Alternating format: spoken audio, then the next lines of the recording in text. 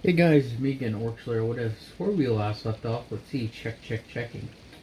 Where we last left off, Clay and all them passed their thing and they got signed to teams.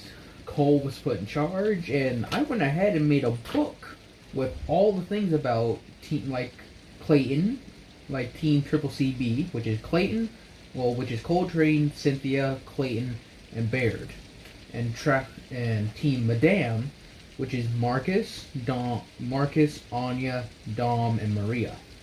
Got all their guns, all that sort of stuff down. So I have all their stuff here. Weapons may change because I want them to try to be a bit more flexible. Like, that's Clayton's whole thing, is that he puts normal guns together, Baird adds technology to them. That's why Baird has a grenade launcher thing that he's going to improve upon. But yeah, they're going to be like very similar. I'm going to run down the list again with their semblances. Coltrane semblance, charge. His gun is the Lancer that Clayton gave him. Cynthia, semblance, elemental absorption. Which pretty much she can absorb an element and then throw it back at somebody. Similar to how Nora can absorb lightning and power herself up. Her gun is the Retro Lancer. Clayton, carmine. Semblance is iron wall. Skin becomes as hard as like iron. Really helps in battle. His guns are the Bolt Hawk revolver, Lancer, and Torque bow. He switches on and off from those two. Baird's semblance is flow. You can see the flow of energy, like in electricity and all that. His gun is the Mortar Lancer and the Snub-Nosed Pistol. Now for Team Madame, or Madame. Marcus Phoenix, semblance, aggression. He exhibits Grim are attracted to negative energy. He is essentially the beacon for negative energy. He's very angry, but that also pays off with Grim coming towards him. His weapon is a Lancer. He likes it, he kept it. Anya's semblance is none. We have not found, she has not activated hers yet, from what I remember. Her gun is the Hammer of Dawn and a pistol. Dom's semblance is grow, which means he can throw a couple of seeds down and grow up cover. Like, they're much tougher, much denser. His gun is Nasher shotgun, family heirloom, similar to John's. And Maria, she also has a gun similar to a torque bow. Semblance is calming. She pretty much counteracts Marcus. So, that's how that's playing out. And now they are going to, I looked it up, Professor Port's class. The first class of the day, which is, not history, I think it's weapons training, stuff like that. As they arrive, they see Team RWBY, and as they're making their way, they get there early. So, Team Madame, or Marcus and all of them, are already there. As they meet up, as they're like, hey guys, how's it going? As what Cole shouts out to them. As Marcus looks at him, it's like, nothing much, Cole, what about you? He's like, nothing too much. We just went in and had breakfast. Thankfully, Clayton woke us all up. It's Clayton, not Caitlin. Yeah. Clayton holds up his hand and just says, hi. They're like, hey, Clayton. As Maria and Anya, Maria actually thanks him for the whole torque bow thing. That it actually, she goes and thanks Baird as well, saying the goggles really helped her out yesterday, and asked if he wouldn't mind letting her keep them. He said, sure, I got plenty of them, really. As they all get on with this sort of thing, they all go forward and like eventually have to sit down Port's class, and they wait. As he's talking about his life and all that going on and on and on, Clayton's like, this just sounds like some war stories my dad and some of his buddies would talk about. Marcus and all of them are just sitting there kind of bored, as then they all go, and then it's the whole time for a volunteer. Weiss is volunteered as typical in the anime, or the thing. As she's volunteered, Weiss goes up and does her thing. Now, this is where Marcus and all of them take an interest, as they all kind of lean forward looking at this. They're like, As they're looking at this, it's like, so he's gonna release a Grim into this class and let it fight a student. Yeah, that seems perfectly safe. Why wouldn't we do that? As they're watching this, they see her going back and forth, and they also look at RWBY, who's shouting out for like, "Oh, you can do it! Come on!" As it's just like, doesn't this girl understand that? I know she's a team leader, but sometimes the best encouragement you can do is just watch and not say anything. As Clayton's looking at this, and he sees Weiss doing her thing, she jumps all around and ends up eventually killing the boar after getting hit by it because she loses concentration thanks to RWBY. As this is happening, she storms out, and everyone, like, it all sort of happens the way in the thing. They all go out as Clayton's like, man, RWBY, why did they let a little kid like that into the school? As he says that, Cynthia's like, go check on her. She goes to like smack him upside the head. As Cynthia pretty much says, let's go check on the kid. As they go and follow them, Weiss blows up in RWBY's face as it is typical, saying that it was a mistake for her to be chosen. As Clayton sort of gets like an irk back in the back of his mind. He's like, who is she to judge? Ozpin made her a leader for a reason. Who are they to judge their superior officers? As he's like, there's that military side coming out again. He waits as Weiss goes away. As Cynthia and Clayton come over to check on Cynthia. Cynthia's the more gentle of the two, let's just say. As they approach, she's like, hey, RWBY, are you okay? Is she like, was she alright? It was a mistake for Ozpin to make me the leader. As Clayton thinks, as Cynthia's like, oh, no. Of course not. Clayton's like, well, as Cynthia's like, don't you dare break this little girl's heart. He's like, give me a second. We have not had enough time to see if it was a mistake. You're still technically a little kid, a bit immature. You need to improve on some parts, especially since you've been thrown into this place 2 years earlier than you were supposed to. Now think about this. You, like I said, are young. You're naive, incompetent, and to be quite honest, lacking in any idea of how to lead because you were just forced into it. That's where you have a chance. As they both look at him, you still have the ability to go and learn. You're young enough to learn still. So, instead of moping on your butt, get up and go learn. Look, see how others have led in the past. See where you can adapt theirs to your style of leading. That's all you need to do. Don't need to do anything special, grand. Just do better. Not try, do. Trying only get you so far. As she sort of wipes her face, she's like, yeah, you're right. I should try better. He's like, good. No. Enough of this mushy stuff. I'm going back to Clayton. All done. Peace.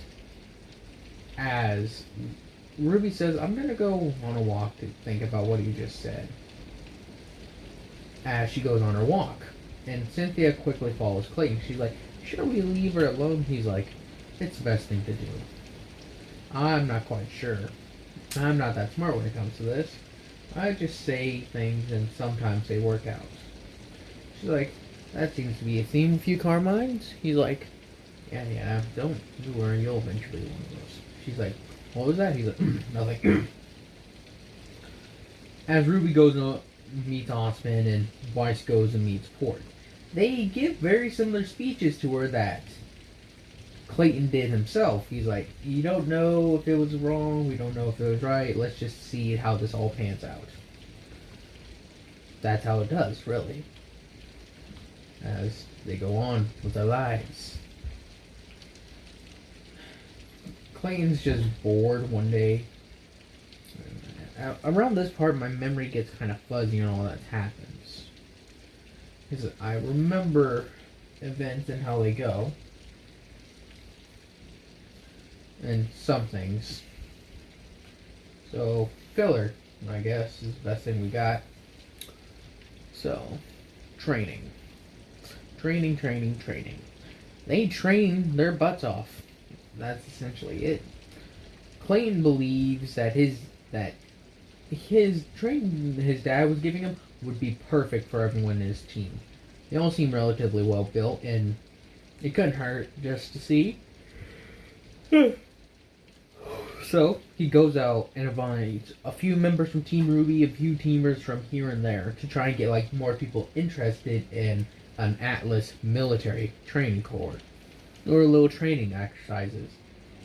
A few people are interested, most people aren't. So you got a few people going there. As the entire team of Team Stark, which is Stark? I don't think that's right. John, Pyrrha, Nora, and Ren. Huh. I forgot their team name, but you know who I just talked about. So, as they're all picked up and they all come along to see Clayton's training course, Dom and all them come along too, just seeing as it's like a way to stay in like good shape since they're not fighting Grim. As they all get ready, even like essentially those three teams are the ones that really come. You get a few people here and there. As Clayton starts teaching them and training them how they fought, how his dad taught him how to fight. They even try to do some team exercises like capture the flag, or stuff like that. Take out the leader, all that sort of good stuff. As they go on with this, that's just how they go. They go all the way around, making sure everything's taken care of. As that's how the minigame really starts. As then eventually, as they get done with training, everyone's like all like tuckered out and everything. They're all like, "Hey, I'm gonna go to the cafeteria. You guys want to come along?" As they're like, "You can still stand up with that exercise." He's like, makes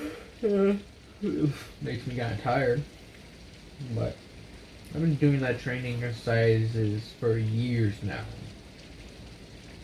You try doing it with your dad, who was over like 100 or so pounds, and then almost a foot taller than you when you were younger. That's what I was doing every single day. It's like, oh, this does not seem fun. It's not supposed to be fun, John. Alright, to the cafeteria. As they go all and eat. As they hear about the festival and all that sort of good stuff coming up, they're like, oh, nice. Cool, stuff are coming up. As that's where everything really comes around. You get the festival coming in, you know. As they all set out to do their thing, RWBY runs into Penny. I think it's the festival. No, I think it's something. I'm gonna skip to the part where they meet up with Penny, or RWBY meets Penny, because around that area I know they go on with a heist. Not the heist. They go on like to deal with some White Fang. That's what I'm gonna do. So yeah, no filler. All right, never mind. As that's what they do. They go off. And they hear about Team RWBY doing their thing about hearing something about White Fang are causing trouble. As it's just like, the White Fang, they're a bunch of pain in the asses. What Clayton says as Cynthia's like, yeah, they kept on harassing people over and it's annoying. Oh, don't get me started. They come in, tear a bunch of stuff up, then leave. They don't save anybody, really. They don't help anybody. They just destroy and destroy. As Barrett's like, yeah, we can tell you something about them destroying stuff. Really? White Fang attacked some, like where me and my family were, or where our families were. They attacked non-stop. Tell you that. It's like, yeah. Being attacked non-stop is not fun. Be it Grim or people. Actually, I think I prefer Grim, but people may take mercy. It's okay.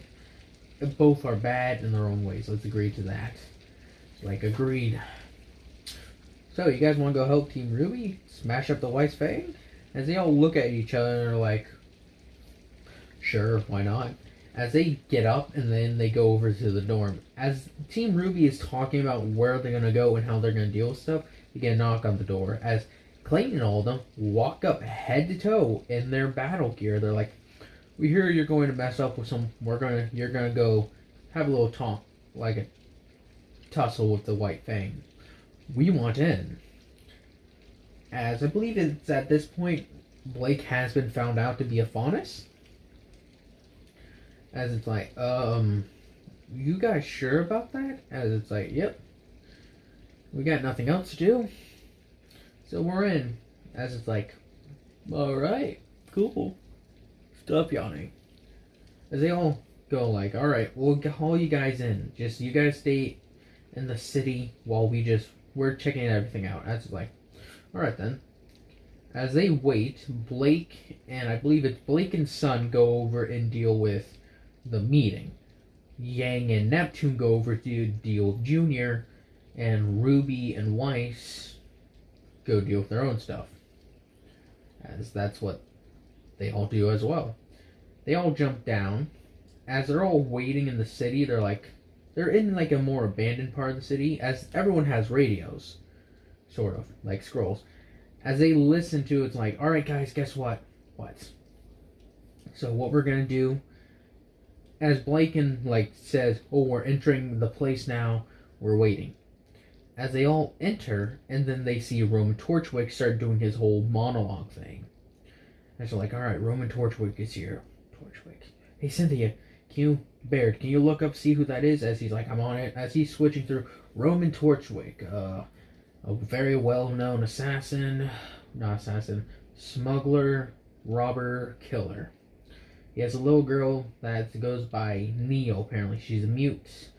Semblance, something about mirror or something. I have no idea. She can change what she looks like, I guess, is the thing. That's going to be annoying. They're all waiting. It's like, alright guys, we're in position. Just give us a call. As they got their own rides, they all got let's say they got motorcycles, I guess, similar to Yang. They went out and rented these. They rented them, let's just say that. It's like, thank God we could rent these guys at night. Like, it's so late at night, too. It's like, yeah, how long do we have them rented for? Let me see. About 3 days. It's like, cool. As they're like, alright guys. As then they hear shooting off of Blake's radio. It's like, Blake, what's the matter? It's like, oh, we've been found. We're running. As it's like, oh, this is bad. Alright, you guys are at the location of the warehouse still, right? Like, yep. It's like, alright guys, load up. As they get on their bikes and ride off. It's like, now let's see how this thing handles. As they all blast off. I think eventually they get on the highway with Roman Torchwick on them in a Atlas Knight or an Atlas Ogre, something like that. As he's tearing down through the highway, smashing cars over the side. As Yang is on the lane, and then you got just Clayton, you got Team Triple CD pull up beside her. It's like, alright, it seems like you're in a bit of a bind. Yang. Need some help? And so that would appreciate it. As at this point, Neptune throws his gun and turns it into its glaive form and tosses it like a spearhead straight at the ogre. I think it's Knight. I have no idea. As it penetrates into it, it's like, alright, as Sun uses his semblance and bashes it with its thing. Now, I can't remember exactly, but I just know the Atlas Torchwick just falls off. As they all go crashing down and land straight down. It's like, oh guys, what should we do? It's like, pull off to the side. As they all pull off to the side and jump off their bikes. As they all jump down, it's just like, alright, let's get this guy.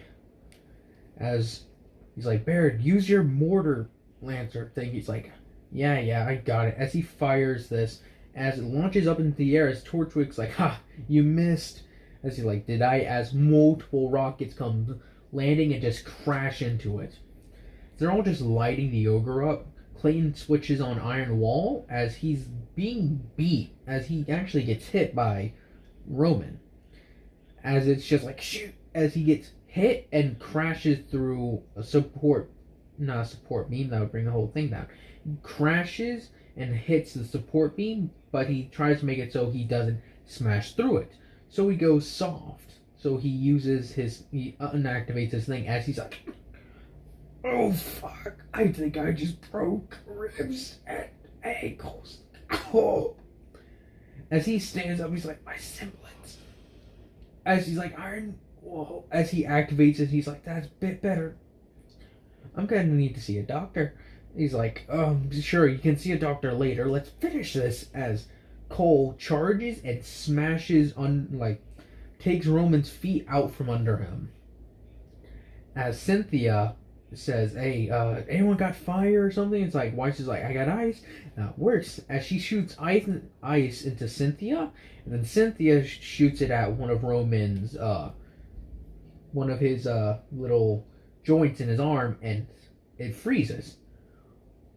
As then Yang takes our opportunity and smashes off the arm. And at this point, Ruby and them show up and start doing their combos, like Ladybug, Checkmate, all that sort of stuff.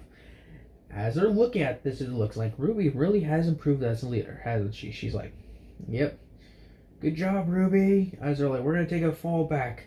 Clayton's injured like nobody's business. As he's like, I think my insides are bleeding. He's like, yeah, we need to get him to the doctor. As they all rush him off to the hospital. As they're like, oh god. It's like, what should we tell them? We got into a fight with Atlas, with White Fang.